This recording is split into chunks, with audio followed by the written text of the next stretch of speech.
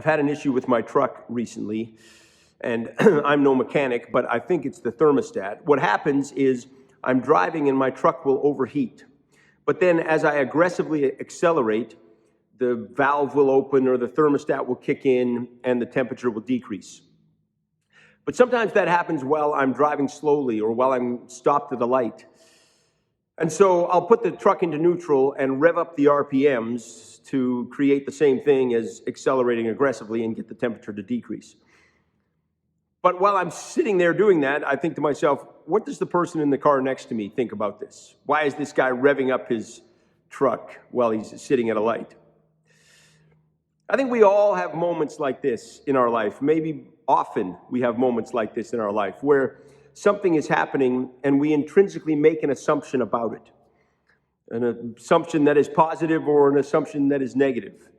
We can assume the good or we can assume the bad.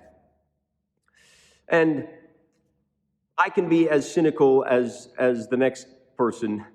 And certainly there are times when things are happening that are clearly not good or clearly evil. But there's lots of opportunities where we can look for the good or we can look for the bad, where we can assume something positive about someone or assume something negative.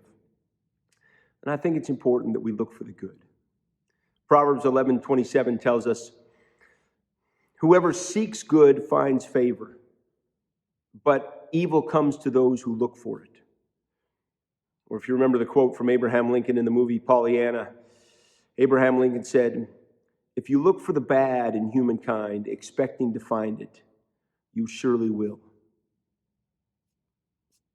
I think we ought to look for the good. Assume the best. Assume that which is positive.